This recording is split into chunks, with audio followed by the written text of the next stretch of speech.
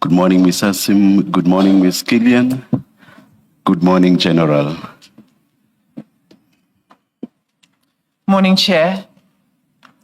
Chair, before we begin with the rest of the evidence continuing from yesterday, we've received a further statement that is relevant for this witness's evidence. You should have it in front of you. It's marked file 10C, and it's also marked CJC 81. So it's handed in as an exhibit. Oh, it's a file. It's like Oh, I'm looking for. Thank you.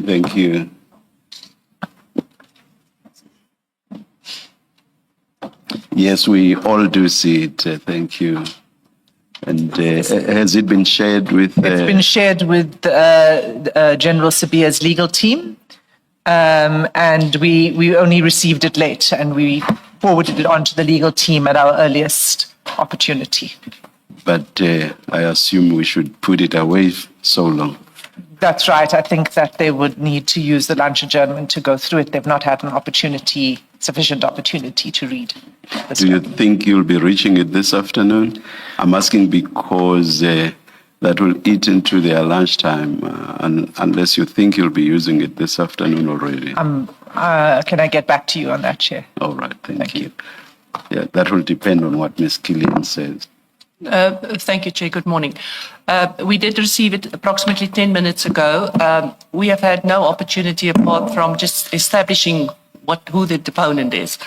And we will assess our position during lunchtime. Thank you. Thank you, Ms. Killian.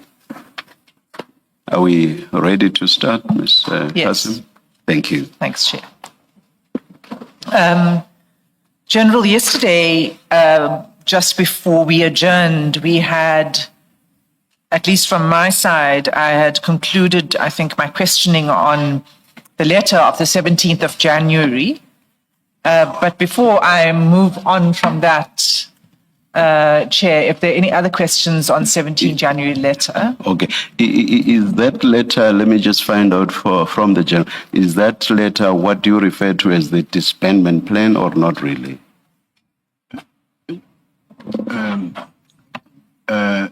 Good morning, Chair and Commissioners. I was still trying to figure out whether I need this statement of my statement in front of me.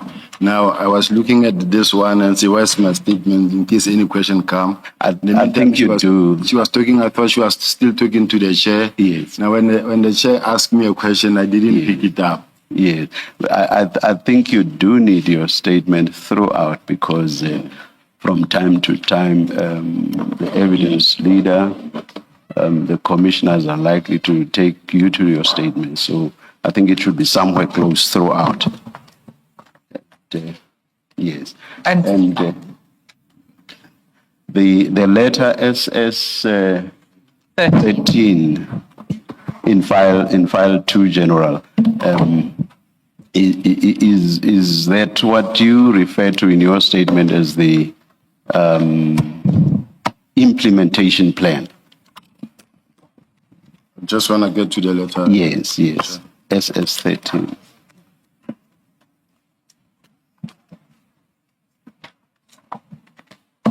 Chair, this is not what I refer to the implementation plan because this plan was not followed.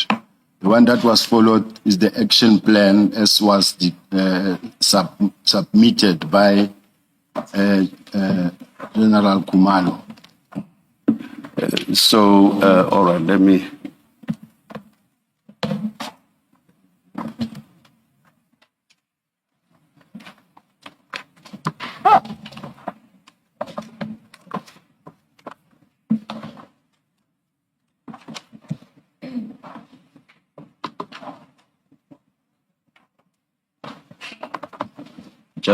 I just asked you to have the statement close by, and I don't have mine close by, but I've found it. Page I want to go to. I also want mine. Yeah, in a few paragraphs, in your statement, let me, for example, take you to paragraph 84. There you refer to the implementation plan and you say provided as follows, and you list a lot of things there. Which one are you referring to? SS13 or the one that you say was prepared by General Khumalo?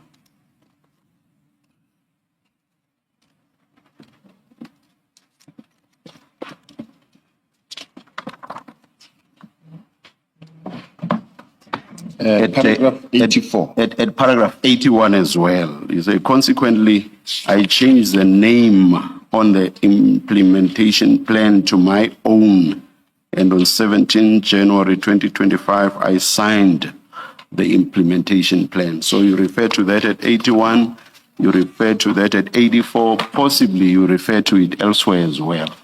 I refer to this one that has got my initials on the body of the. This is the one on 80. This is SS13. That's SS13. 13. So anywhere where you refer to the implementation plan in your statement, you are referring to SS13. That is correct, Chair. All right. All right. So before you step off the letter then, if it is the implementation plan, I would like to deal with some aspect of that implementation plan. Absolutely, Chair. Yes.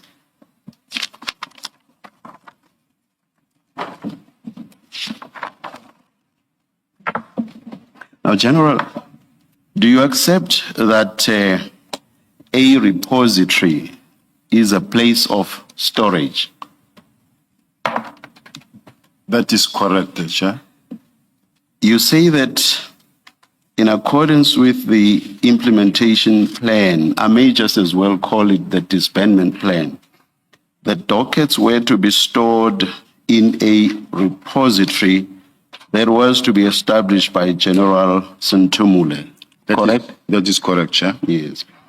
And yesterday you said the plan allowed General Sintumule to establish this repository anywhere in the country, meaning it could be at head office or anywhere else in the country, correct? That is correct, Chair.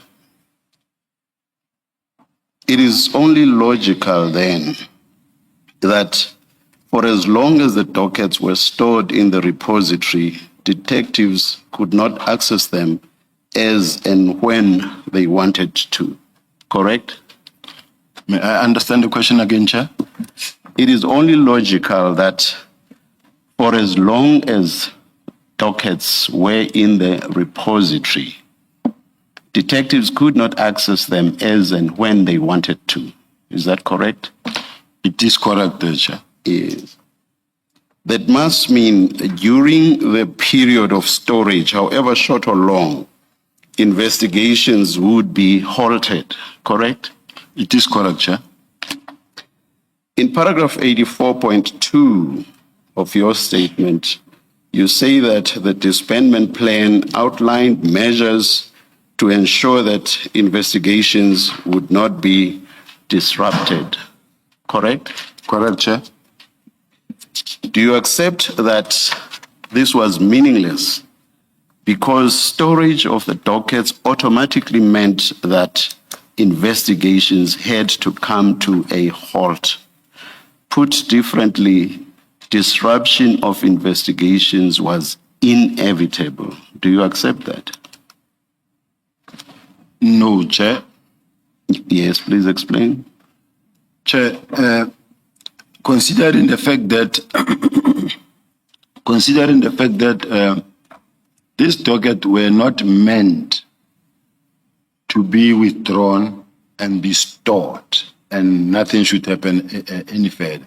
It was meant for a handing over, and when the handing over is happening, those dockets that are in the process of being handed over are kept in a safe space where no one can say, I don't know what happened to that docket or that docket. Now, as General Sintumule said, they were meant to be in transit back to KZ, and without any waste of time, they were meant to go back. Now, I'm giving this example in a sense that when we conduct an inspection, we are able to call for a docket. We're doing docket inspection for that week. The officials from head office are at the particular province. They are doing docket inspection. In other words, when they do docket inspection, is when they come and the docket are being put in front of them and they go through the dockets. At that point in time, the investigation is halted, and because dockets are being inspected or audited.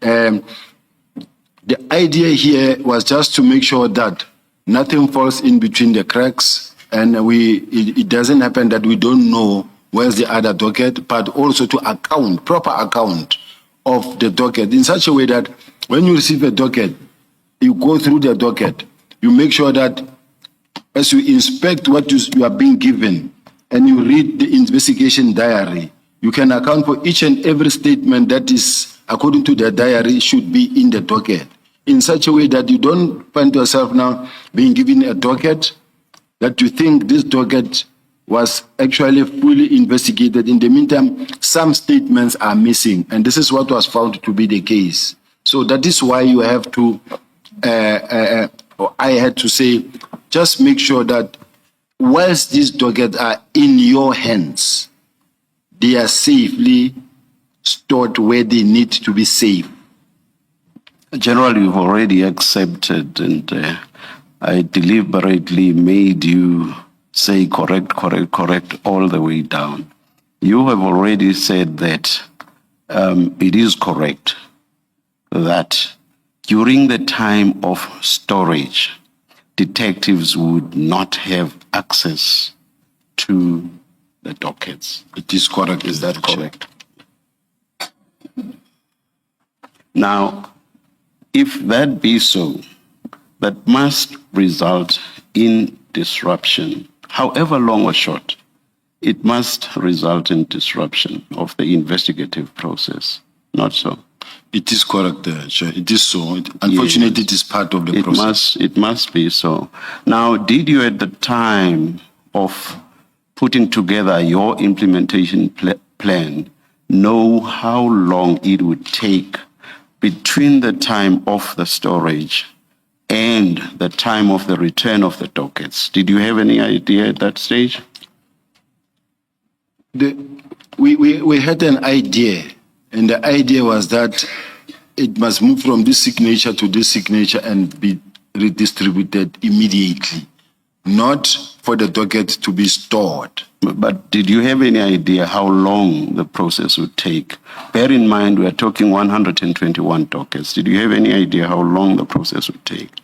At the time? The process could take 3 days to a week, Chair, because this is what we do every day, inspection of dockets. And when you give me now 120 dockets to inspect, I can inspect the 120 dockets in 3 days or in 2 days. That is doable. And then for the dockets then to be sent back to KZN or as it was intended to be. General, you say you do inspections of dockets every day. You have never called for 181 dockets at the same time for inspections, have you? Remember a few answers back, you said that I can call for a docket to inspect it. You have, I would imagine you have never called for 121 dockets for inspection, all at the same time, have you? I want to respond to the chair. Let's take it that, Chair, when I say I mean my team. Now, they have inspected more than, remember, Chair, there's a person who will have 200 dockets or 300 dockets to inspect. So we have called more than 121 dockets before to inspect. When we go out there inspecting docket, there are people who's got 600 dockets on hand, 500 dockets on hand. And as we normally send team out to go and inspect, these are the docket they're inspecting on a daily basis. So it does not necessarily mean that when I inspect 400 docket, it means that I say I will complete the whole 400 today. But as I'm here, because we send them for them to be there, and they will be there for 3 weeks sometimes, inspecting dockets per province. But the crucial thing, though, is your admission that during the time of storage, investigations would be disrupted. You've accepted that. I do. Thank you. That's all that I wanted to establish. I'm going to move to a second point, which I also think would have disrupted investigations. Now, you say in paragraph 84.3.8, PKTT members would be reassigned to other units within SAPS in consultation with General Sintumule. I understand that to mean, you'll correct me if I'm wrong, I understand that to mean that they would no longer necessarily be allocated the dockets that they were investigating within the PKTT, correct? That is correct, Chair. So that must mean that new investigators would now be assigned to those dockets, or new detectives, correct? It may mean that, but on the other hand, Chair, when we're talking about court-going cases. No. Let's leave out court-going cases. Let's talk about those that still require the investigation before they go to court. They will be reassigned. They would be reassigned. That is correct. Do you accept that a new detective would first have to take time to get used to the content of the docket before they actually start investigating? Is that correct? It is correct, Chair. And some of the dockets could easily not have been as flimsy as that, but quite thick and complex in terms of content, correct? It is correct, Chair. So it would have taken quite a bit of time for a new detective to acclimatize themselves with the content of the docket. And indeed, not just the content, also broadly what the investigation was about, correct? It is correct, Chair. However, Chair, I just want to say the three questions that the Chair asked, I said, and I kept them short to say correct. Because you had to. But there is explanation to that, Chair. I haven't once stopped you from giving explanations. No, I'm trying not to. I've been advised to keep it short and respond to the Chair immediately. Let me ask the question again. I'm saying some dockets, I'm sure, would have been quite complex in terms of content and in terms of the investigation required. And that would have taken the detective quite some time to get used to that content and to know what next steps to take in the investigative process. Is that correct? No, Chair. Yes, what is correct? Why I'm saying no, Chair, is that in the police, we lose members every day, every month, in terms of the attrition, natural attrition. It is a standard practice. It is a well-known fact that members get transferred. Members, some of them, they leave their dockets because they are assigned to the task teams, and you will have number of dockets. It's just like when you just get appointed today, they load with 120 dockets. Or what will happen, Chair, is that to get the first docket, you read the A1. A1 statement is the complainant statement. They give you the whole background of the case. Now you see the case. And then after that, on A1, then you can see what was the directive of the commander in red pen. And then other statements that were attached. So it's a normal practice, Chair, that it's not really. It is unfortunate, the system and how the system is built. and how it works. It does not necessarily mean that only the PKTT. And the last example that I'm going to give the chair is this one. Remember, Chair, in December, they took the dockets that were being investigated by a team from head office. They took all those dockets, the PKTT. They took all those dockets, and themselves, they didn't consider the fact that what they expected to have been done in their own docket. They didn't consider having to speak to the stakeholders or going through those dockets themselves. They even returned them without having written any instruction on them or having done anything on them. So what I'm saying is that it is a standard practice. It may be some of the weaknesses within the system, but it is exactly like at court, in the prosecutor. There are instances where, for instance, the prosecutor is running with a case. All of a sudden, either the prosecutor dies or transferred or feel that I'm conflicted, and this docket now get allocated to a new prosecutor, and it happens on a daily basis, Chair. General, unfortunately, that does not answer my question. Okay. All it does is to say that this happens and then you have to bring in a new detective. That's not what, and then the new detective has to then look at the content.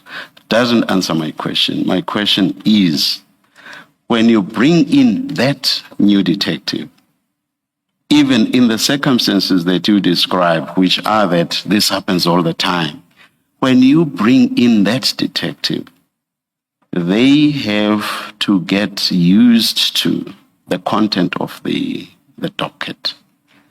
And if the content is complex and what needs to be done by way of an investigative process is also complex, that new investigator will take a bit of time to get used to that docket and also to know what needs to be done.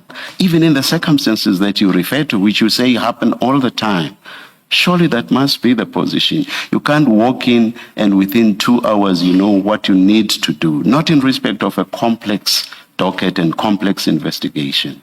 This is only logical. Do you agree? I fully agree. Yes. Now, do you agree that these two, in addition to the earlier disruption which you have accepted, do you agree that these two would be disruptive to the investigative process? The fact that in circumstances where you already had PKTT investigators, you halt everything and you bring in new investigators, that too was going to be disruptive to the investigative process. It is That is correct. Yes. So again, I make my earlier point that your 84.2 was meaningless. Disruption was simply inevitable. You must agree, based on the other agreements you've already given. It must simply be so, correct? I choose not to agree with the chair on this one. Yes. Chair, in any normal process of exchange or handing over, or this outline measures necessary to ensure that ongoing investigations were not disrupted.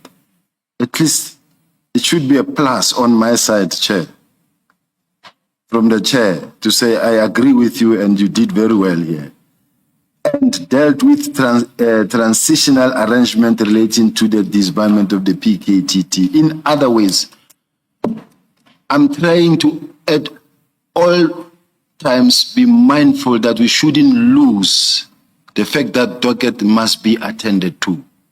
Okay, perhaps let me leave out the meaningless because it seems that disturbs you. Let me leave it at the two concessions you have already made, which is the storage of the dockets would result in disruption. The change of investigators would result in disruption. I will leave it at that. Thank you, General. Thank you, Chair. Sorry, can I ask 2 questions? General, I'm worried that you have contradicted yourself or I misunderstood you. Remember on the first day when you came here, I asked you a question. Was your instruction to General Kumalo that the PKTT dockets must be transferred to the DT? And that was your answer was yes. Do you remember that? I do. Yes. So there was no instruction that General Sintumule must go to KZN and simply inspect dockets. Do you accept that? I do. The instruction was that they must be taken away from PKTT and be given to detective and forensic services, correct? That is correct. Yes. So when you now say to the chair, all that needed to happen was that they needed to go to KZN and simply inspect the dockets and not bring them to Pretoria. That was not the instruction that you gave. Unless you can show us in the documents that are in our possession where your instruction was clear that the dockets are not to leave KZN. Are you able to show us a document that you have penned or written that says the dockets are not to leave KZN? Just to quickly answer on saying, no, there is no such an instruction where say the dockets are not to leave KZN. Now pause there. Where is General Sentumule based? Where is her office? She's based at head office. In Pretoria. In Pretoria. So if dockets are to be transferred to her, where would they naturally go? The same applies to General Kumalo. No, I'm not asking about General Kumalo. I'm saying if PKTT dockets are to be transferred to General Sintumule, who is based in Pretoria, where would they naturally go? Where they will naturally go is to go to the Deputy Provincial Commissioner Crime Detection in KZN. But General Sintumule is not in KZN. You have just said yourself that dockets were to be transferred to General Sintumule. That was your instruction. You see, in all fairness, Chair, in all fairness,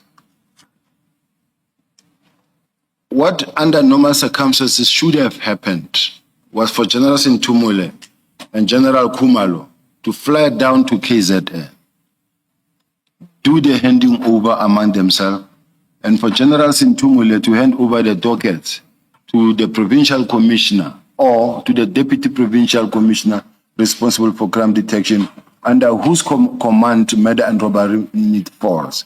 She didn't, and she's not the one basically who also brought the dockets to head office. They were brought by crime intelligence by General Kumalo himself to head office. No, General. General Sintumule and Brigadier Khopoditata went to KZN. We've had that evidence already.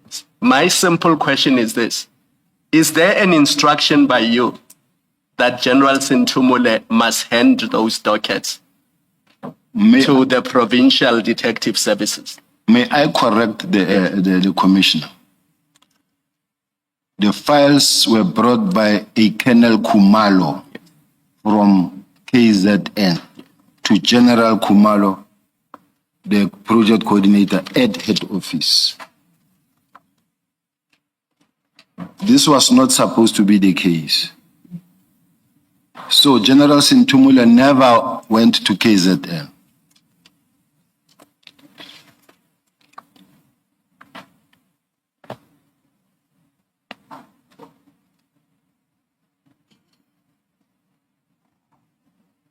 General, remember my question was, can you show us your instruction? Remember in SAPS, we work with instructions.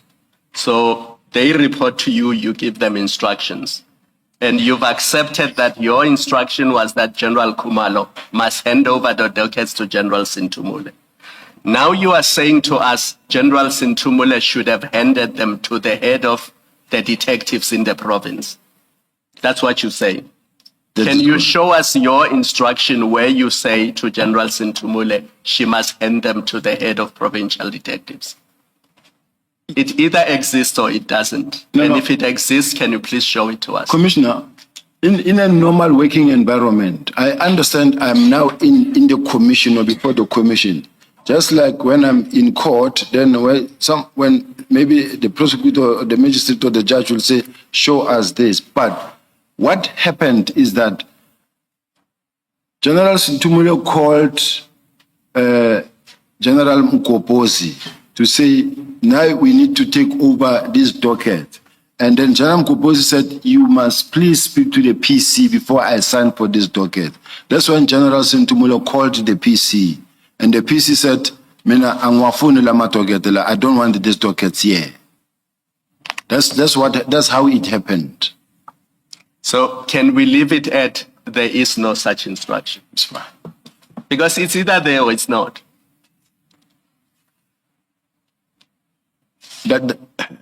General, either the instruction exists or it doesn't exist. The instruction that the docket must not leave KZN. Yes. I just want to understand that question. Yes.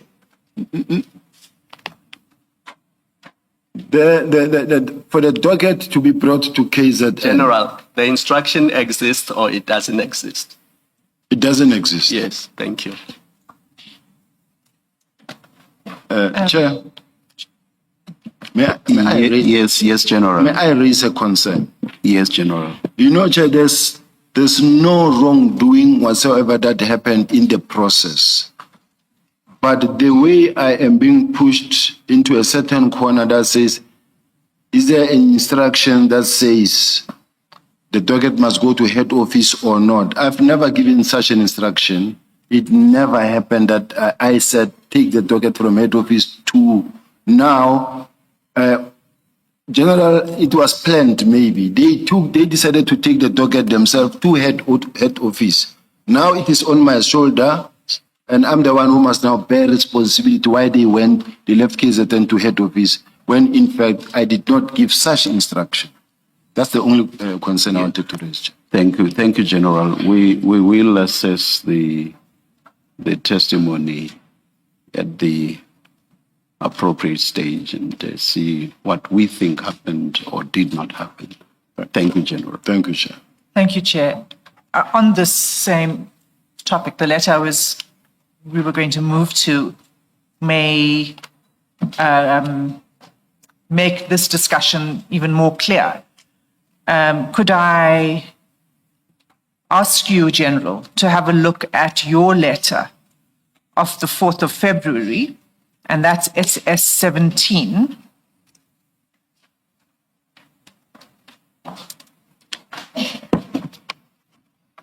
SS 17. It's in- Ms. Hassan, can I just check something? You're not starting a new topic.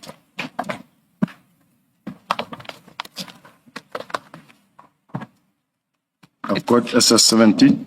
It's still related to the dockets and the implementation, Commissioner Beloy. So SS 17 is this letter from you to the Divisional Commissioner, Detective and Forensic Services. Did you give this instruction? Was this letter sent, this instruction, issued at your own instance, or was this from the National Commissioner? This was from me. Yes, but what made you do this? Was it because you had been instructed by the National Commissioner, or were you acting on your own? I've never acted on my own other than this is part of the implementation of the decision that has already been taken. Now, having been assigned to conduct a particular exercise, I don't always have to receive a letter from the National Commissioner. This was now my own instance following up or giving orders in terms of what needs to happen. Okay, so this was at your own instance, this That letter? is correct. And if you see paragraph 5 of this letter, you direct the Divisional Commissioner, Detective and Forensic Services, which is General Sentumule, correct? That is correct. You direct her to engage with General Khumalo, correct? Correct. With a view to do a proper handing over. Do you see that?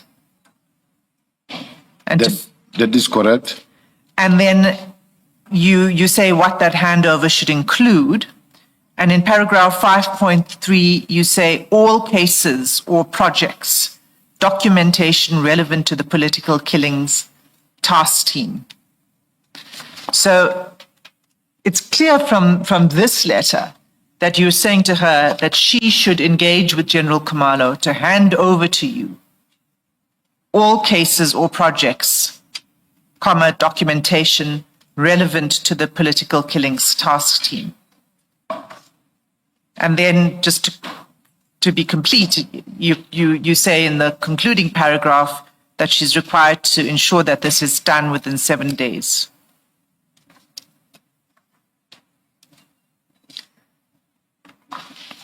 So what I'm saying to you is that contrary to to what you're saying now, that there was no instruction to do it, there does appear to be an instruction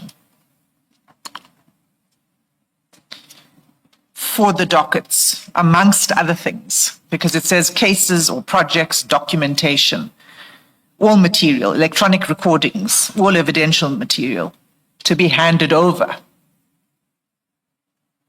That's the instruction. That is the instruction. Yes. You agree? Yes. So it's clear then that General Sentumule was going to take possession of the dockets and all of the evidentiary material. That's correct. Okay. And that's at your instruction. Yes. Thank you. May I clarify something?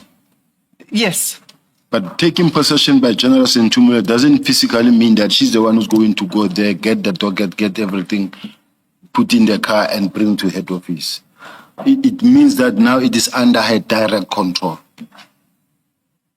Well, I agree with you. It doesn't say that she should go and collect it.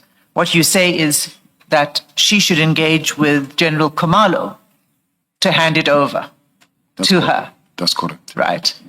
And she is, as Commissioner Khumalo put to you, and you've accepted, is based in Pretoria.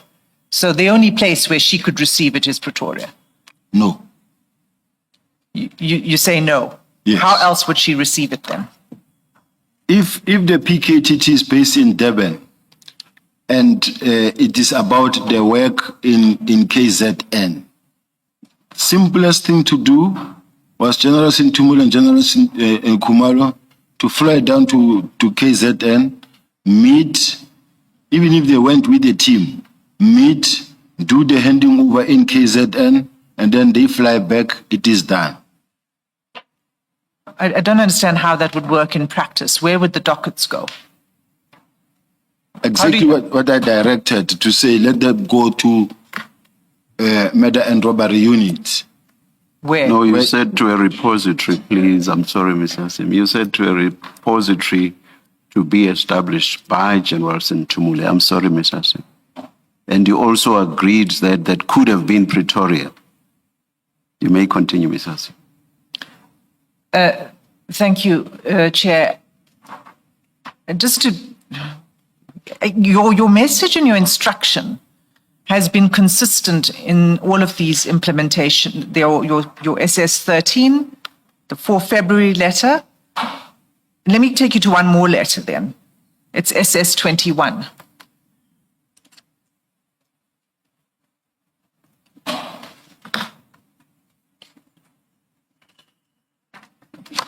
It's a letter 22 April.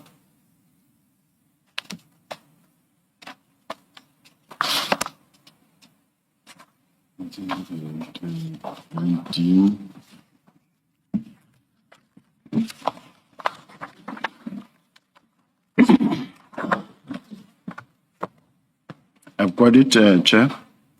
So I think that this makes it, the interpretation that we are proposing to you is made abundantly clear here. If you look in paragraph 2 of this letter, the last sentence says, okay, let me read the whole paragraph. In compliance with the directive of the Minister of Police on 31 December 2024 and subsequent directives on the matter, You are advised that this process should be finalized by Thursday, 24 April 2024.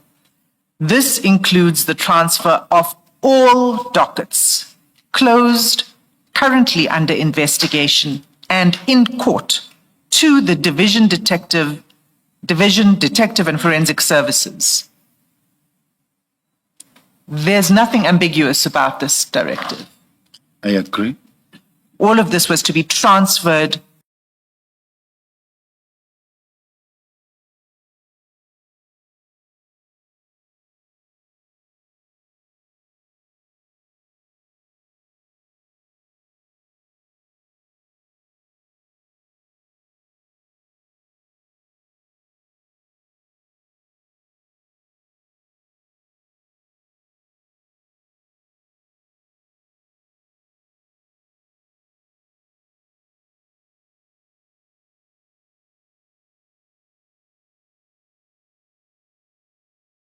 to General Sintumule. That is correct. So do you still stand by that interpretation that you're trying to contend for today, that it was not that it should be given to General Sintumule to be held in one repository, but that she should rather have gone to KZN to inspect the dockets? You see, Chair, I think we're talking one and the same thing, in a sense that when I say do a handing over, get the dockets, make sure that as you do your handing over, and whatever exhibit, whatever that is there that goes with this docket, make sure that they are kept safe in a repository. It's a logical, formal way of doing a handing over in such a way that you don't lose any material or you don't lose any exhibit, and that you can account for every exhibit that goes with a particular docket. It was just a precautionary measure that says, make sure that these dockets, all of them, if there are any exhibits anywhere, make sure that they are also kept safe. And there's no any other way it could have been done other than to say, if I am to say, you are the Divisional Commissioner of Crime Intelligence, and you are also doing investigations that falls under Murder and Robbery Unit. Take those dockets to Murder and Robbery Unit. Now, in between the process, let us make sure that we don't lose exhibit, we don't lose docket, and we don't have any docket failing to go to court because of the process. It's just a simple administrative process. Yes, but you see the difference between what you're saying now and what you say in this letter is that you don't say in this letter that the dockets should go to murder and robbery. You say the transfer of all dockets closed, currently under investigation and in court must go to Division, Detective and Forensic Services. Murder and Robbery yes. falls under that. So you're saying what you actually meant was that it should go to murder and robbery. Yes. That's what you meant when you wrote this. That is General Sintumule.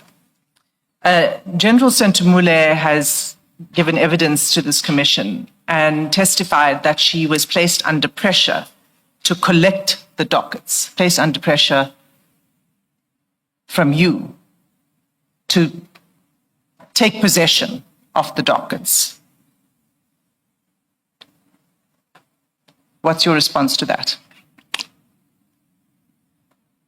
I would agree. Okay. And General Khumalo has also testified and speaks specifically to this period after the 4th of February, the letter. And he said that between 4 Feb and particularly after 4 Feb, he said it was during that period that the divisional commission, that General Sintumule was pressing him to hand over the dockets to her. So you agree that her understanding was that she must take possession of it.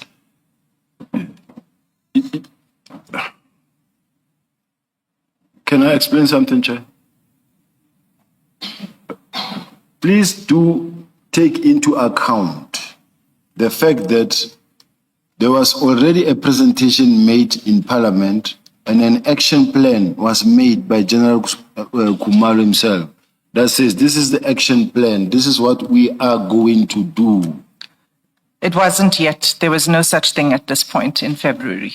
This period between, I said after the 4 February letter.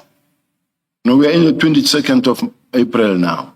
Now, I was referring you to the pressure that was being applied on General Sentumule in February to take, as you agreed, to take possession of the documents, of the dockets.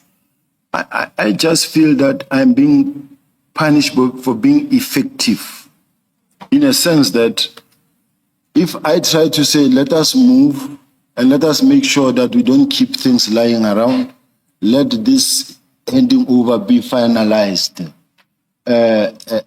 it's a problem because now someone was being pressured into bringing the docket, and which is, we were working within the official instruction coming from the minister to the national commissioner to us.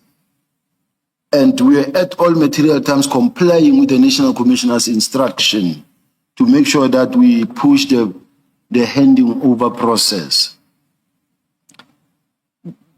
So now you're saying it was the national commissioner who gave the instruction to push this process?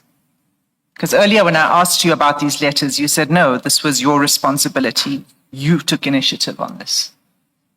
But the letter or the email that was written to me on the 3rd of January was directing me to get involved, communicate the minister's directive to the relevant team, and then the subsequent meetings that took place. Those subsequent meetings were in relation to the disbandment itself and making sure that the minister's instruction is adhered to. And that was what was happening. Now, everything was happening in the normal course of duty, in the same spirit of we are complying with the instructions. So even if I was acting whatever letter that I wrote, it was still within the instruction that I received to say, this is where we are going. Would you agree then? I mean, I think what you're saying is, no, you did not give this instruction that it should be transferred to the head office. And what did you do then when it was transferred to the head office? General Sentumule informed me that General Khumalo came, brought the docket, and then she put a team together to do a handing over. And then that's when I started saying, hey, let now this docket. That's when I wrote this letter that says now, because I didn't want it to waste time. I said, let it go, let this process be finalized within 7 days. Because I was trying to shorten even the date, the time in between, to say this docket must now reach where they must be investigated within a very short space of time. Now you can see that time was of essence. And so that we do this process and finalize it without any delay, further disrupting the further investigation of the docket. That's not quite what is said in your letter of 22 April, because it says you're calling for the transfer of all dockets, again, closed, currently under investigation and in court, to General Sentumule. That's what you're calling for. Yes. Yes. Yes. So the point is, if the dockets are with General Sentumule and all of the evidence with General Sentumule, they're not being investigated. They're in a repository. That is not correct. And that's in fact what happened. No, it's not what was supposed to happen. We are doing this ignoring or leaving out the fact that what caused to this docket being kept at head office for a particular period of time. Had it not been the fact that General Mkhwanazi rejected the docket, we wouldn't be sitting here. Which, can you just be specific? When he rejected the dockets, when? When immediately after these dockets, there was a handing over, and they then called him and say, "We are bringing the dockets," and he rejected them. That is the beginning of the problem. You mean after they were taken to the head office?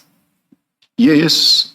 Okay, and we will come there. For now, what I'm trying to establish with you is that your instructions are repeatedly deliver all of the evidence in these cases under the control of the PKTT, deliver it to General Sentumule. Let's not use the word deliver it to General Sintumu. Oh, transfer. Sorry, you use the word transfer. Yes. Transfer to General Sintumu. This thing is very simple, Chair. If this authority is no longer with this minister, but must go to this other minister. Now, what happened is that the docket that were under General Kumalo must be under General Sintumule. It's just a word of mouth, and the docket been taken to now the murder and robbery unit. It's not something that this really should be complicated or take too long or affect any service delivery, even though there was that in between this delay, service delivery was of course affected. But within the short period that I specifically gave, it was not supposed to be a major interruption or an interruption at all, because a week or 7 days should not be regarded as an interruption, because it does happen that a docket goes by for more than a week without being investigated. Have you had any experience in disbanding a task team? Yes. And have you previously removed dockets from a task team and distributed it? Not necessarily, because they didn't need me specifically. And there was never such an outcry for a task team to be disbanded, because it is just a task team. For it to be disbanded is just a word of either is done in writing, and then the members come back, the local continue with the investigation. So it's not something major, something huge, something big. Not at all. Right. I wasn't asking about whether there was an outcry. I'm asking about the removal of dockets from a task team and reallocating them to other investigators. We were talking about 121 dockets. They were quite voluminous, those dockets. But it's a small number. 121 dockets is a very small number. I'm sitting with more than 6,000 people who are carrying between 200 and 500 dockets. So you say it could have been done quickly, but the inspection, and you referred earlier to the inspection that was done by General Motsepe.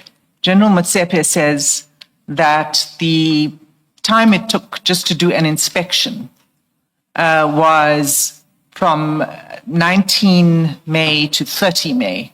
That's the time period doing the inspection. Do you recall that? I don't, but I'll take it. And I mean, and you would agree that there's a difference between inspection and investigation, correct? Yes. So in that period of time, all they were doing was your answer yes, General? You whispered. It is a yes, Chair. I'm sorry. Thank you. and in that period of time, the inspection, according to, in fact, if I'll just refer you to what General Motsepe said, it might be easier. Paragraph 20 of her statement.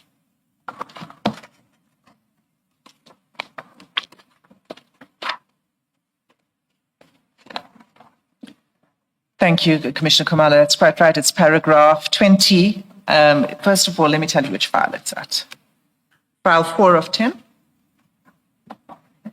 File 4 of 10.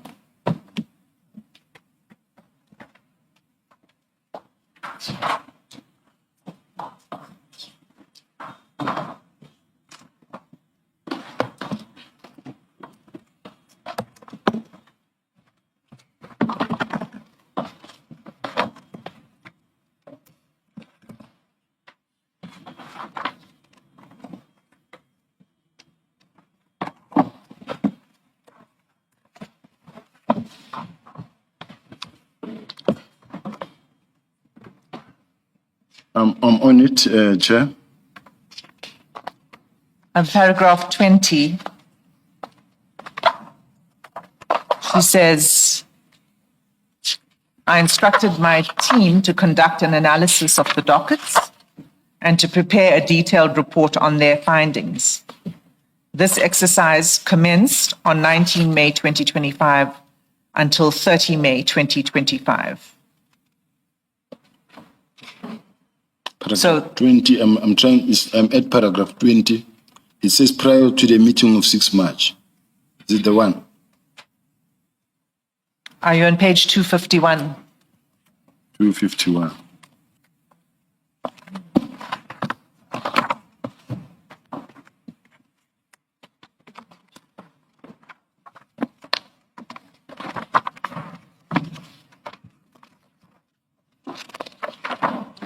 Got it? Paragraph 20. Must I read it? Yes, it's just, I'm just referring you to where General Motsepe says the inspection exercise commenced on 19 May 2025 until 30 May 2025. Okay, so that's 11 days just to do an inspection report. No investigation could be done while the inspection was taking place, right? Yes. And what was your expectation then once the inspection was done? What was to be done with it? Did you give any further instruction?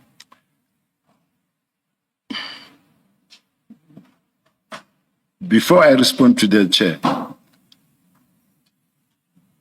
the 11 days that you're talking about that took to do the inspection, there's nothing untoward in that period in doing the inspection. It's part of attending to the docket themselves.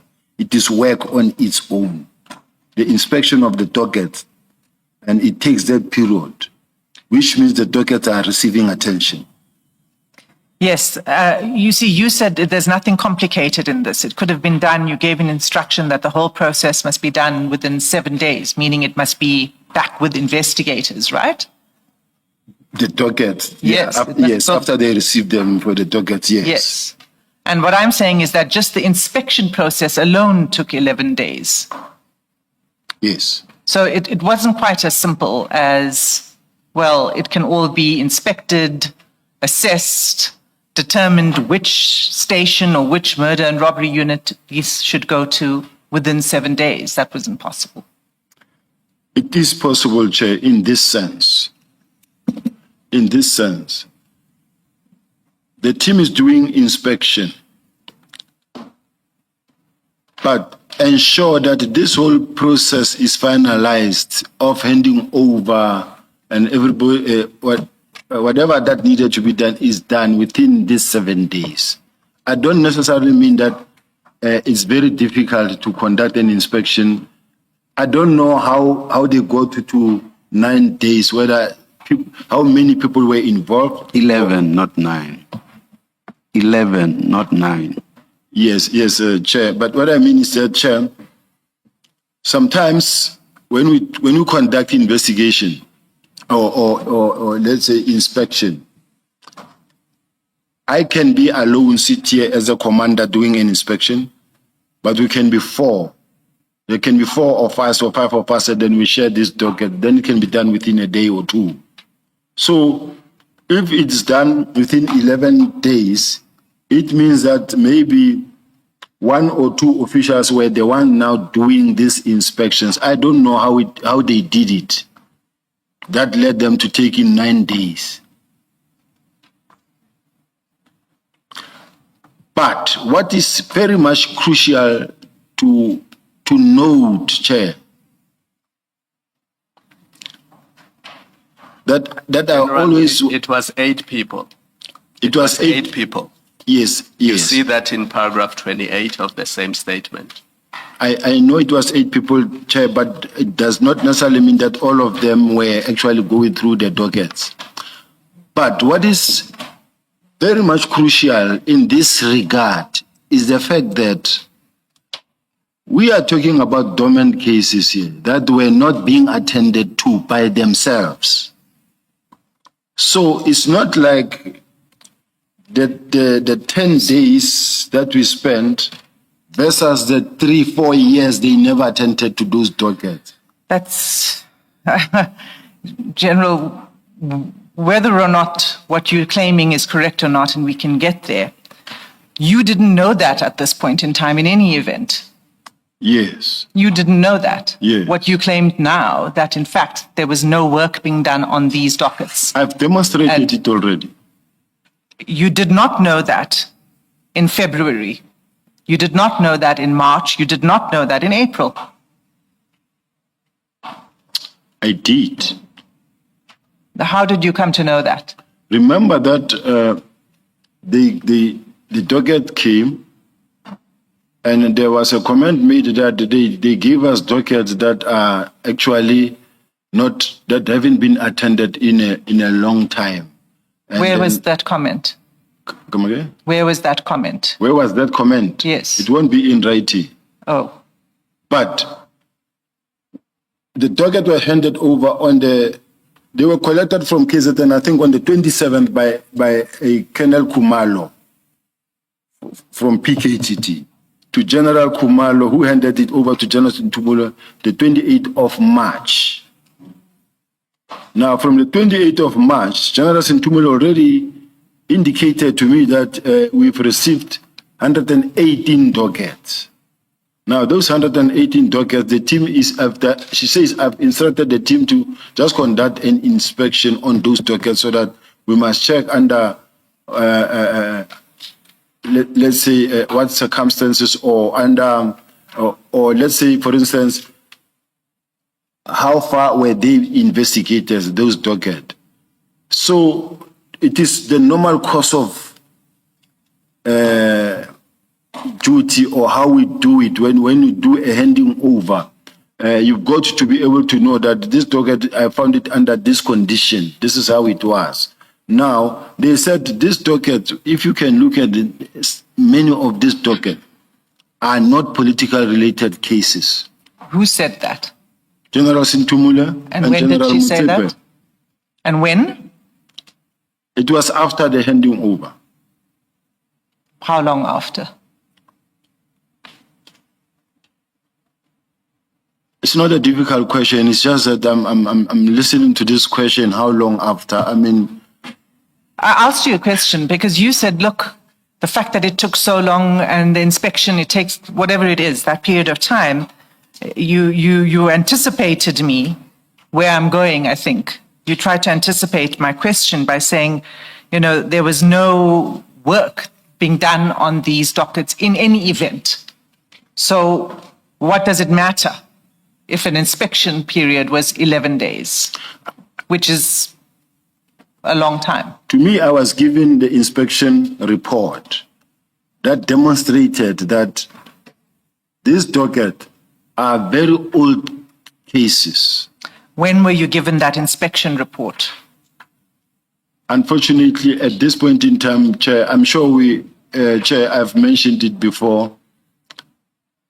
I'm not in office. I don't have gadget. I don't have anything that can remind me or assist me to remember anything, everything. But the bottom line is that I do have the report. And this report I read. And what I unfortunately even failed to do as I was reading that report was to also say which ones are political, which ones are not political related. And Just an approximation, then perhaps, General, it was May, it was April, it was June. And to be clear, you're referring to the inspection report. inspection report. By General Motsepe. by the team,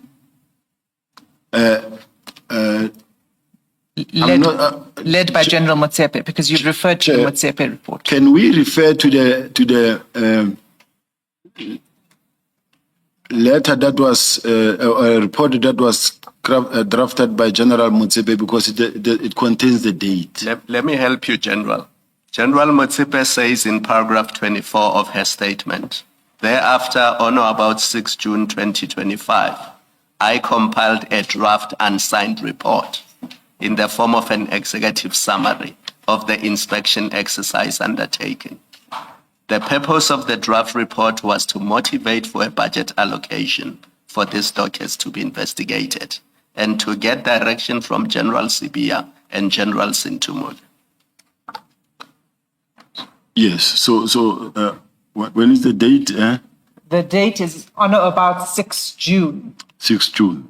is when she compiled the draft report. Yes. So then she says on 7 June, let me just read it to you. On 7 June, I met General Sibia and Sentimule to give them feedback about our intention and readiness to go to KZN and Eastern Cape to start the investigation of these 121 dockets. So it was on 7 June that she met with you. I assume that she would have given you the draft report then. It's not the report I'm talking about. It's not the report I'm talking about. I'm talking the one that starts on the 3rd of, we call it the Motsepe report. That's what I want to check. We do have it. Aren't we able to locate that? So that should mean, General, then it would have been later if this one was, what's the word she uses? 6 The June. word, no, I'm saying the word she uses to describe that one. Draft. Draft. So if this one was a draft and its date was about 6 June 2025, so the final, the Motsepe report that you are referring to would obviously have been later than the 6th of June, I would imagine. What I wanted to read out of that Motsepe report, Chair, is because it gives a background. Out of the background, I was going to get the sentence that I think I need. That tells me that this is what happened. Are we not able to locate the Motsepe report? It's in file 6, which we just find. It's 272, General, in file 6.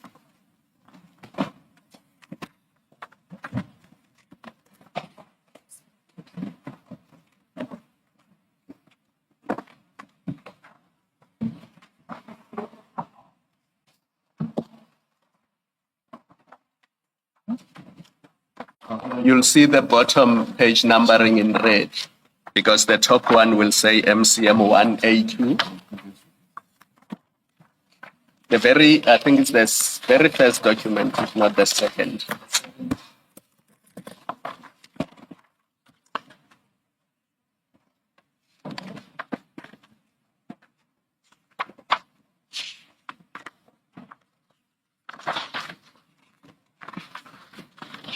I think that's the one, Chair. Do you have it? I've got it, Chair. And what sentence did you want to take us to? May I read it? May I read on 31st December 2024, the Minister's Office issued an instruction. I will leave this paragraph. And okay, it says, I leave this paragraph. Discussion. On 28 March 2025, at about 10 o'clock, a meeting was held at Head Office Crime Intelligence between the Divisional Commissioner of Crime Intelligence and Lieutenant General Kumalo and the Divisional Commissioner Detective and Forensic Service Lieutenant General Sintumul, and proof of her acknowledgement is available. Now, this is now 28 March. A total of 118 dockets under investigation were handed over to Divisional Commissioner of Detective and Forensic Service by Divisional Commissioner of Crime Intelligence. The agreement between both divisional commissioners is that the docket management and administration of the dockets will be in 3 phases, namely docket under investigation, docket pending decision from court, docket to which are presently with the former political task team. But now, on 2025-04-23, 3 dockets under investigation from Eastern Cape were handed to the Divisional Commissioner, Lieutenant General Sintumule. And then during the inspection, I'm now going to 3.2. During the inspection, Captain van der Berg established, according to the subs 5 entries, the last work done on the investigation and instructions given in this specific docket was on 6 January 2024, and the inspection officer was Lieutenant General Kumalo. This docket was investigated together with Mtata. Now this one is on the Namkha matter. But what I wanted to just say is that Lieutenant General, when I read the 3.5, Lieutenant General Kumalo responded by writing information note signed on 2025-05 indicating that in October 2023, the task team commenced with a comprehensive analysis of both case dockets. During this review, it was discovered that no, it's okay. It's an irrelevant thing. What I was just trying what I wanted to show here, I thought I would come across where a clear background is provided as to what happened in terms of the timelines. Okay, so it wasn't of any assistance to you. Not much. Okay. So that report, however, was, and I think, yes, this is MCM1. So this is the Motsepe report, which we know, at least the draft, was only ready on 6 June. So you would have only received the report sometime after 6 June, correct? No. I think when they have done,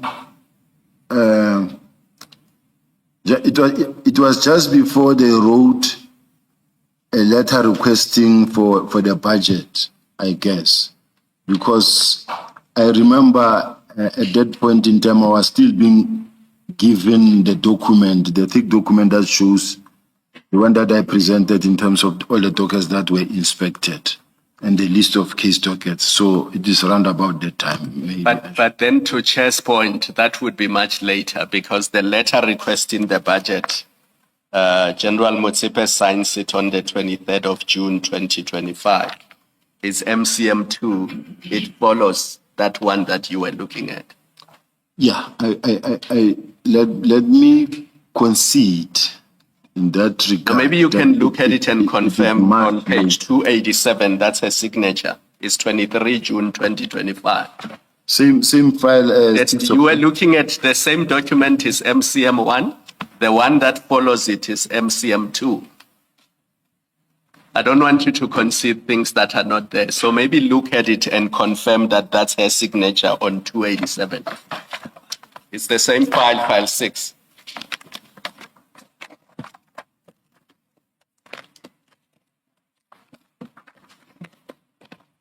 Yes, this is a signature on the 23rd of June. Okay, so that confirms. Why don't you finish what you were saying? You confirming that you only received this report sometime after the 6th of June. Yes. Okay, so you had no idea in February or March or April, any time before, what the status of the dockets were, the 121 dockets, the status of investigations. You had no idea because there had been no inspection done. No, it was been done in between since the receipt. It was been done. Remember, they received it. They received the the dockets and the inspection started. Well, the inspection team has already put the Commenced. evidence before us, and they said they started on the 19th. It took a team of people. They started on the 19th. They finished on the 30th. They compiled a report. The draft report was done on the 6th of June. At some point after that, you were provided with the report. Right. Yes. So to go back to my question, you therefore could not have known what the status of the investigations were of those dockets prior to receiving this report. Yes. Okay. So you didn't know what the status of those dockets were in February, March, April, etc., when you were issuing these instructions. No. It doesn't mean when I say yes, I didn't know because I didn't have the report.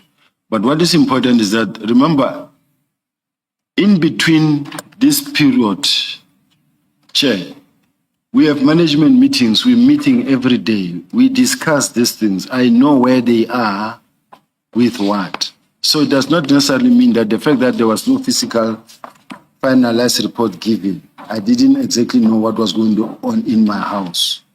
I get updated on a daily basis what is going on. So I knew that we've been given files, and the information that was given to me is that in some files, contents, certain statements have been removed. In some files, like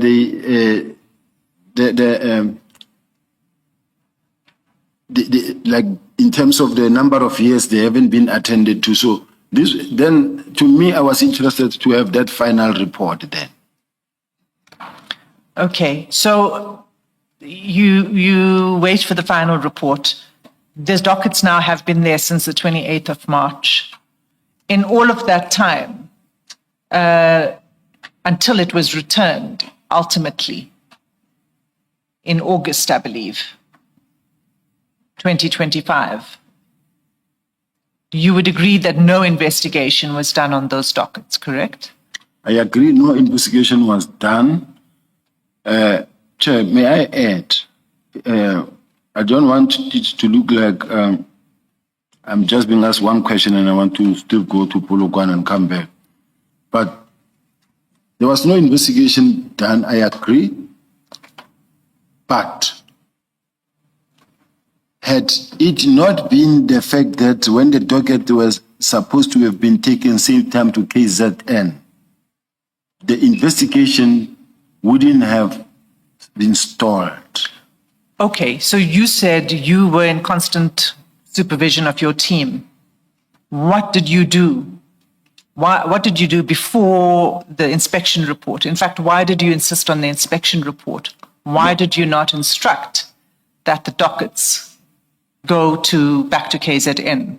And I'm not saying back to PKTT on your version, to the murder and robbery unit, so that it can go into the hands of investigators. I think we already passed that stage. I already said that I gave that instruction, and General Sintumula spoke to General Mkwanazi. General Mkwanazi rejected, and then we had to then speak to the National Commissioner, who then said, okay, make a plan. I will attend to it, but make a plan. In the meantime, for the docket now to receive attention, we were not now in a position to send investigators to KZN to just go investigate. To put the task team together. Now we have to take people who are carrying dockets from somewhere and put them together here. And then to say, now we have to go to KZN, now we need a budget. And now we had to write to the National Commissioner to say, National Commissioner, the KZN PC doesn't want to accept the docket back. Now, what must we do? We are going to appoint a team to go and investigate. Then he advised that, okay, now put together a team so that the work must continue. Then we had to do a budget for the members and the number of teams that we are recommending. It was not our intention to disband a task team and form another task team. But we are now caught up in the middle of a situation where the KZN PC said, no, I don't want this docket in my province.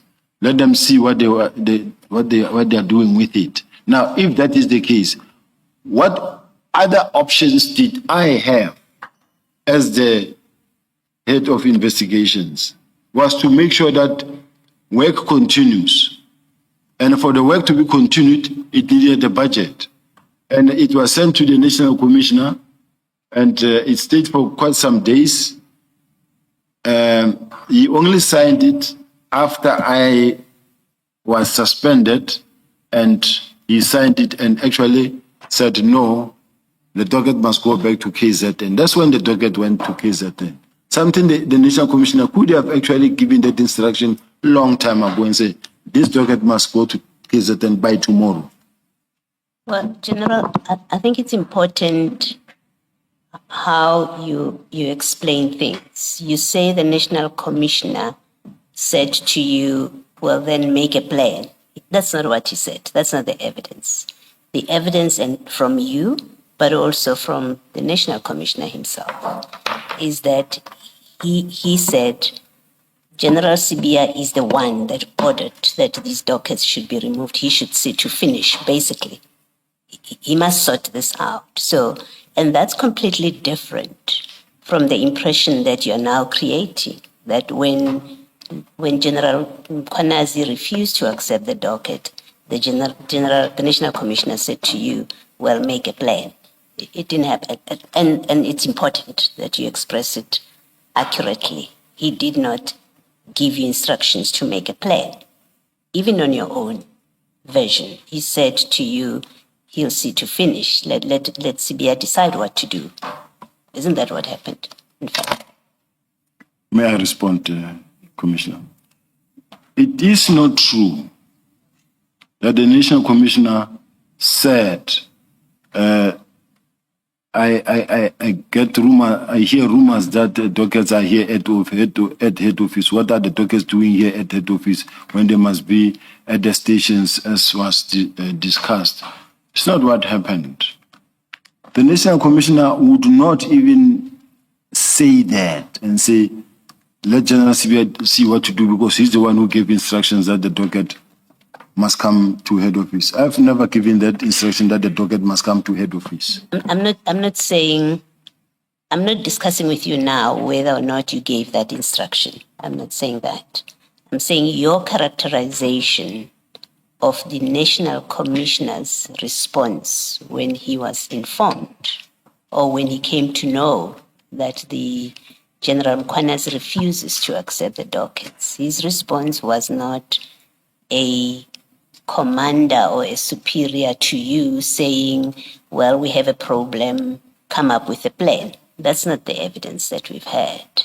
And that was not your account. When you criticized him, remember in your evidence, you criticized how the National Commissioner dealt with this. The account we have from him and from you, at least I thought you agree with that account, that he said, let General Sibia deal with this because he created this.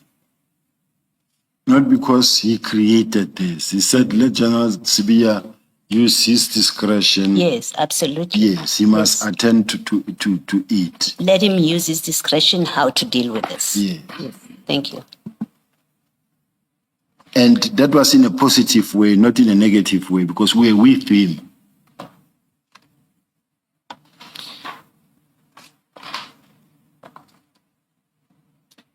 Let me give you my understanding of this, the way it appears, and then you can comment. Is that a very serious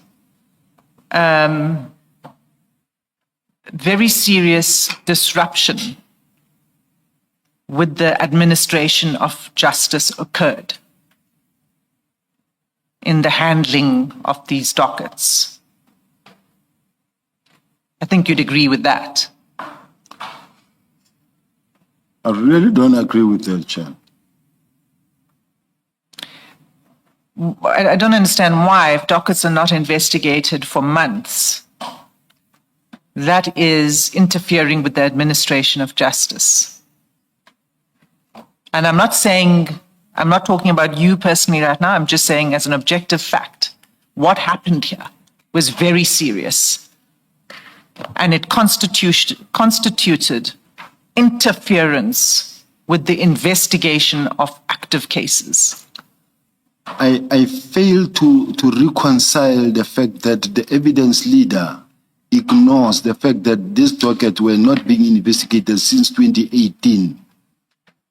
For a very long time, they were not. But even even when you compare 3 to 5 years to 3 months, and you find 3 months to be the travesty of justice compared to the 5 months where those dockets were sitting gathering dust somewhere. General, even if it were true, which there's a different version, let me just say, about whether they were being investigated by the PKTT. Even if it were true, that is no answer to what I'm putting to you.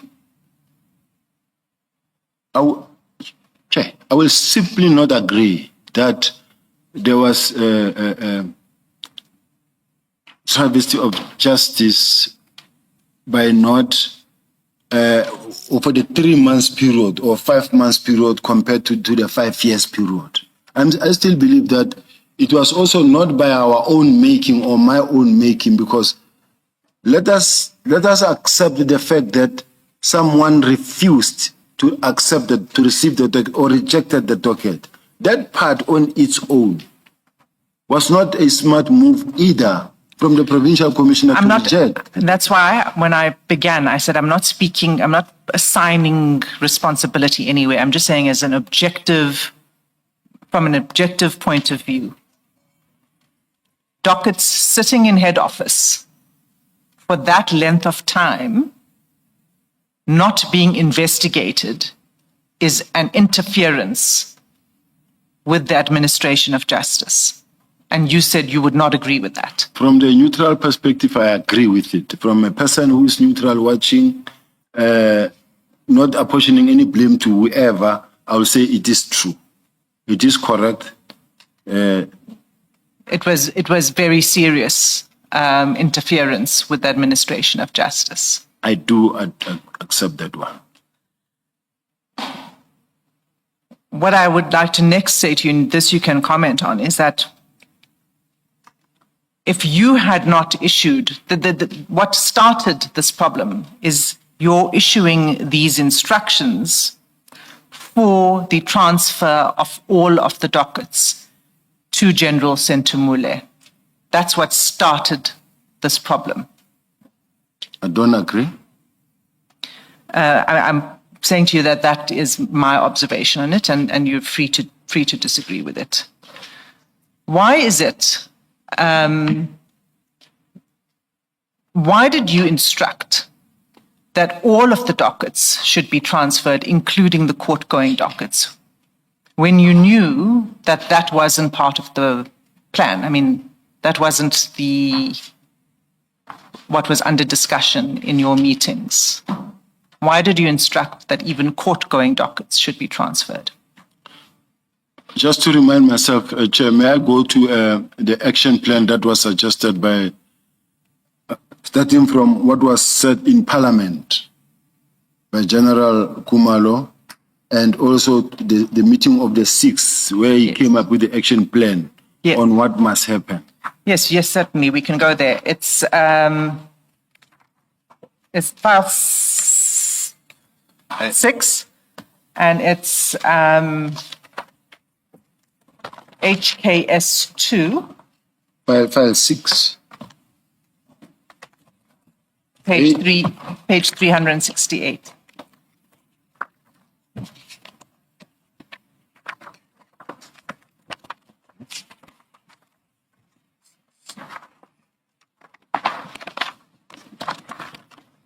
Advocate Hassim, just check if the action plan he's not referring to is the one in file 2, page 271. Remember, there was the briefing and the action plan. I thought he referred to the 6th of March. Yes, it would have been the same, but there's the action plan, which is the steps that needed to be followed. It may be that it also appears in the same document. It's page 10. Yeah, it's the same. 375. Page 10. Page 375.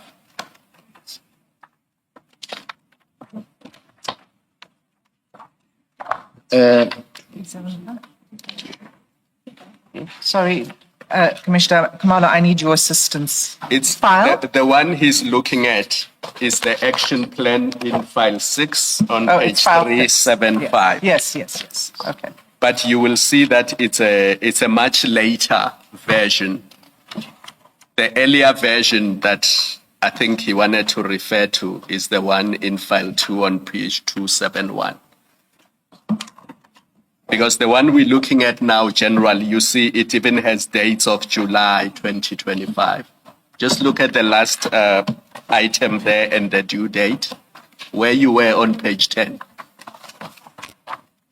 You see that the last entry there is for July 2025. Yes, that's the one that I want to read. Yes. But this is the much later version because the earlier version had the action plan that you said was presented on the 6th of March. Chair, let me just have it on the side.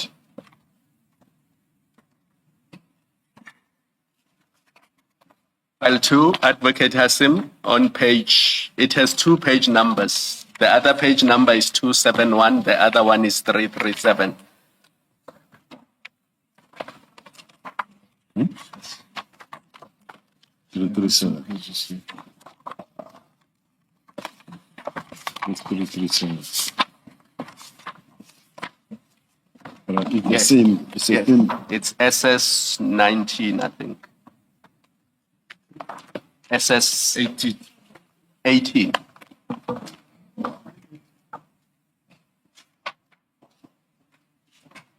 Sorry, General, so is this the plan that you wished, is this the document you wanted us to refer to?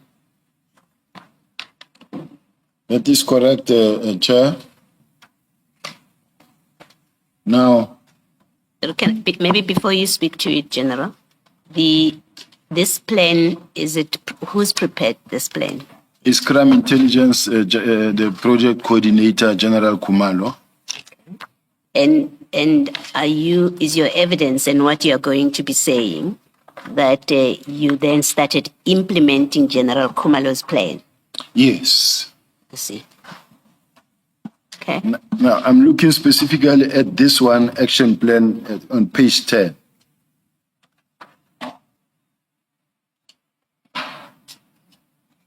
On page 10. Oh, this one, no.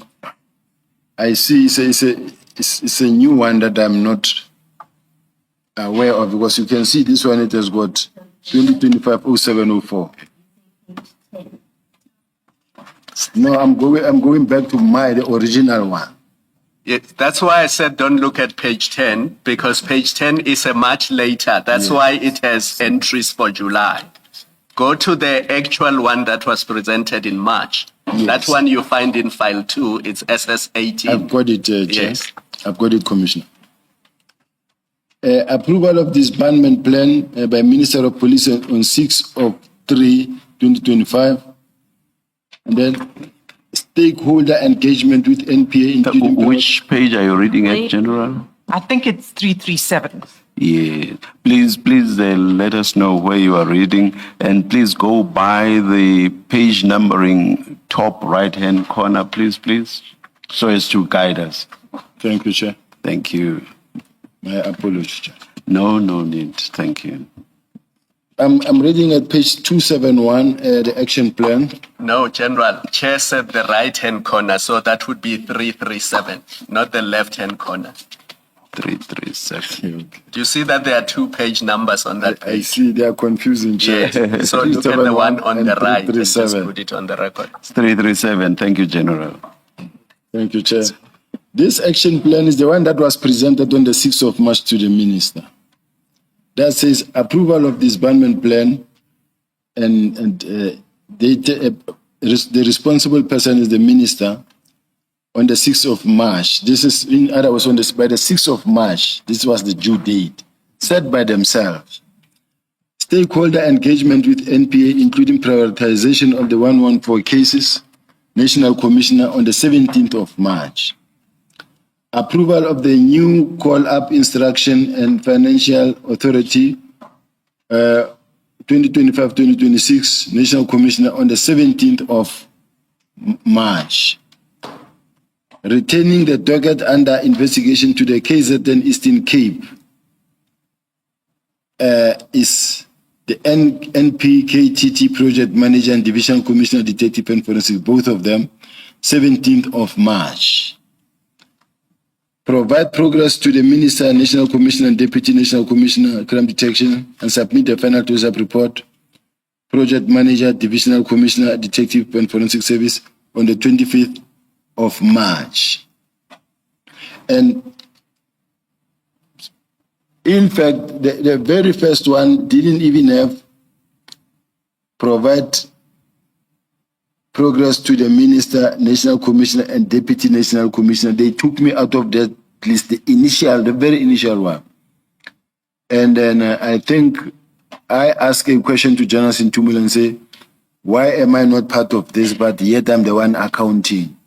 Then General Khumalo responded by saying that, no, we thought because we account to you and we are the one doing the job, we won't put you here.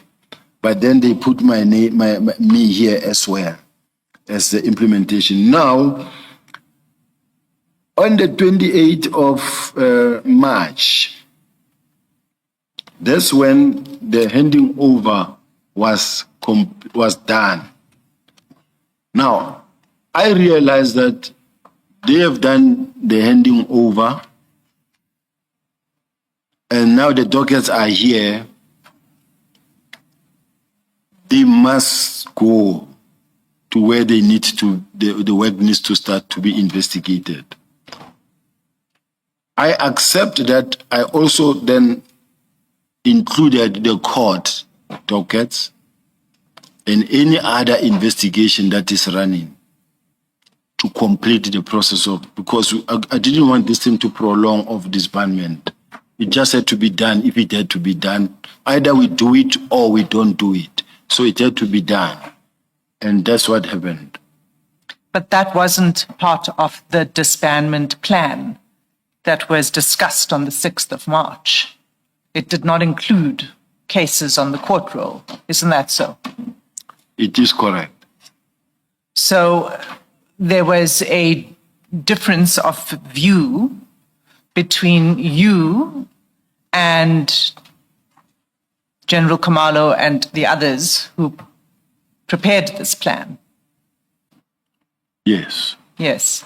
So why would you insist that even those on the court roll, that's what I asked you, is why did you insist that those on the court roll should also be transferred?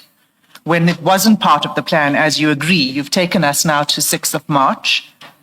And perhaps, Chair, just to be complete on this point, in the same document, if you turn back a few pages to page 334,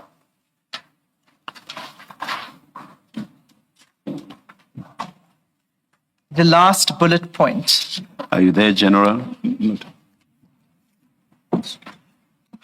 334. The last bullet point says the 114 dockets, and then it's broken down, that are on the court roll will remain with the team that will be scaled down. That's the PKTT. That will be scaled down both in KZN and Eastern Cape until the finalization of the prosecution processes. So this was envisaging that those on the court roll would remain with the team until they're finalized. So why did you act on your own and say, despite the plan, even those on the court roll should be transferred? I didn't act on my own. We were with the minister, together with the National Commissioner, when this plan was presented before the minister.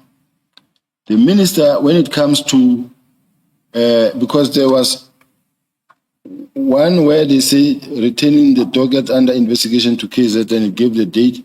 And then there was one that spoke about the court docket. Then the minister said, this is partially approved, but I'm concerned about the court cases because they could take 5 to 10 years to come. And as a result, go and revisit this. So the minister, I think, he even testified even on the day, I'm not sure, but there was this, it was not wholly approved by the minister as is. He said, I'm worried about the court cases because they may take 10 years to be finalized, which means the PKTT must still continue for the next 10 years.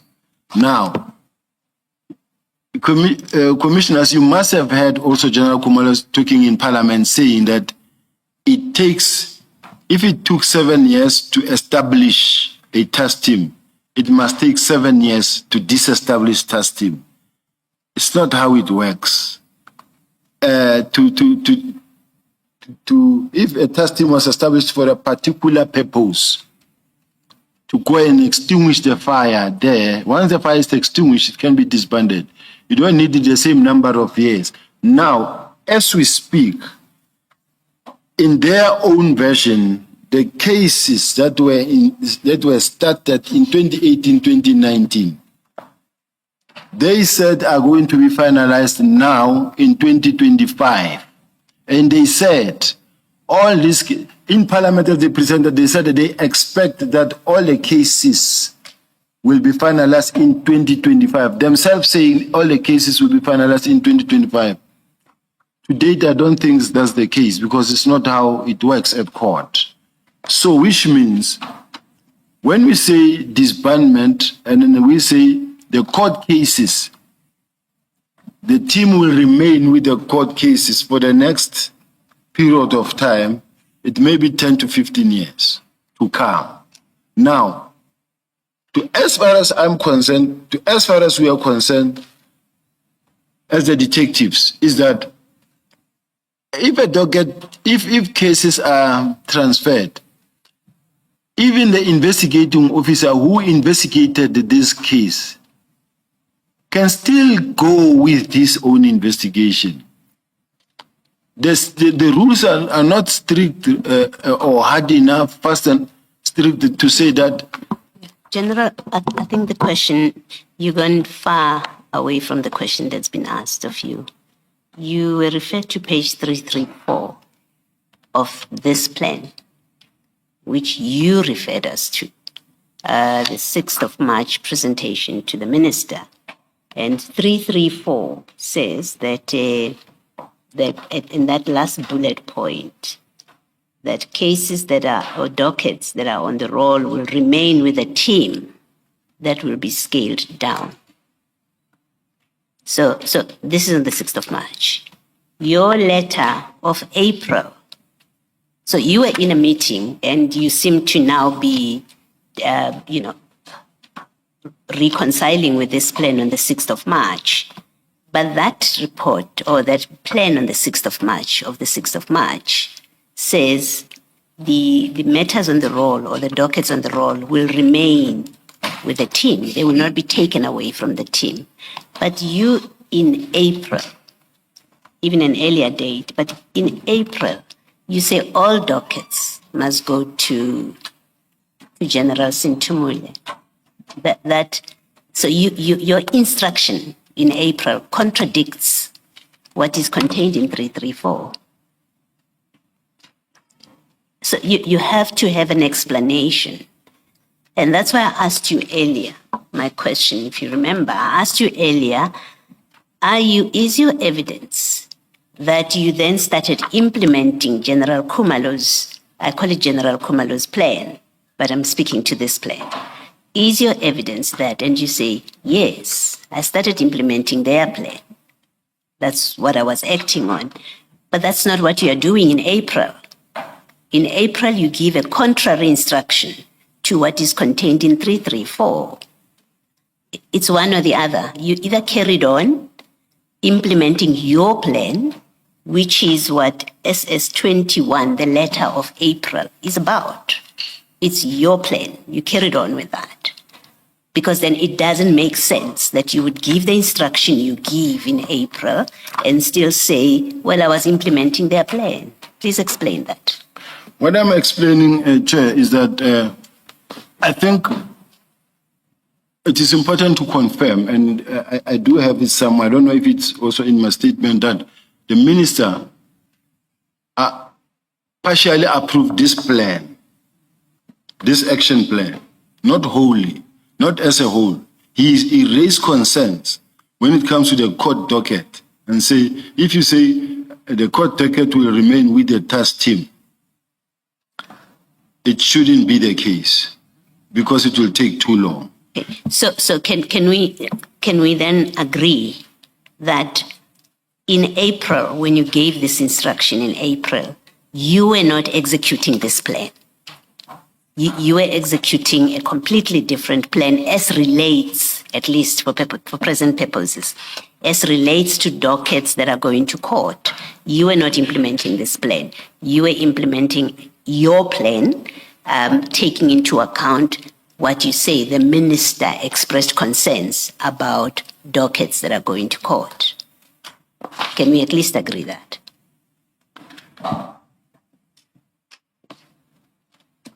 I want to say, Chair, I was implementing this plan, but I was pushing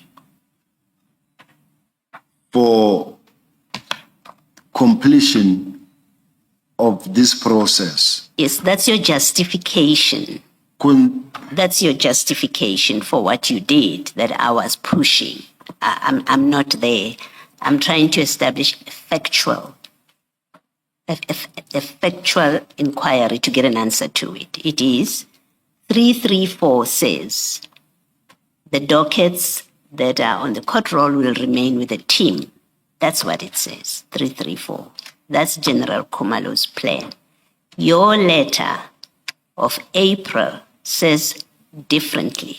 It says even those dockets must go to General Sintumule. Can we agree that it's a fact that comes out of these documents? Forget why you did it. I just want us to agree on the fact. We do, Chair. All right, thank you. Just to add to Commissioner Aloy's point, even the much later plan that was presented to the minister on the 27th of March had the same entry. That's the page 10 you were referring to. On page 372 in 56, it also says ongoing cases, all 117 of them. Remember the much later plan? You said this one was partially approved. And in March, on the 27th, they had to present a new plan to the minister. And you referred us to page 10, page 375 in file 6. Do you remember? On this, the one on page 10. Yes, in file 6, remember? You see, Chair, this one, quite honestly speaking, I see it for the first time. No, listen to me, General. Later in March, remember there was a plan presented to the minister on the 6th of March. All right. And you say he partially approved it and told them to go back. And And on the 27th of March, they revised the plan and they presented it to the minister.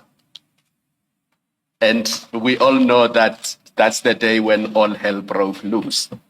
But the point being made is that on page 7 of that 10-page document, on 372, that entry remains that the 114 dockets that are on the court roll will remain with the current investigating officers. So just to make it clear, it's not new investigating officers. It's the same investigating officers. And the point Commissioner Baloy is making is that you were not implementing this plan. You were implementing your own plan because your own plan was that all dockets must come to detective and forensic services.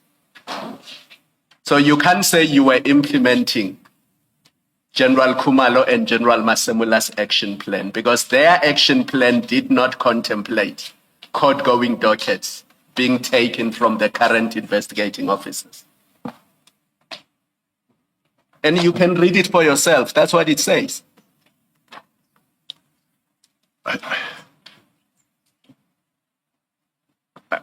General, it says that. That's what it says. You can have a justification for why you did what you did, but the action plan is clear. And that is Commissioner Baloy's point. So you can't say the action plan was that the dockets were to be taken away from the current investigating officers. That's not what it says. May I comment on something, Chair, if you allow me? If we listen to General Sintumule yesterday in the recording, and she say, why are they keeping the court dockets? Why must they still keep the same docket and been sleeping in hotels to just remain and keep the court-going docket? What is there to do still? Because it's a court-going docket, investigation is complete. Now, which means the court-going docket, it's a done deal. Whether the investigating officer goes with it or it goes to the next investigator, the bottom line is that it's done. It's not like an investigation that will require. So I understand the process. What the commissioners are saying, that I was implementing my own plan. I was implementing the plan that even the minister raised a concern and said, I'm worried, however, about this thing of the court docket remaining with the team, because which means if the docket are going to be there for the next 10 years, this instruction is not going to be complied with. General, can we just agree that you were not implementing the action plan, you were implementing your own plan? Can we just agree on that? I will agree, Yes. Chair. And at that point, Ms. Asim, I'll return to it after the adjournment. let's adjourn and resume at 22. Let's adjourn. Thank you, Chair.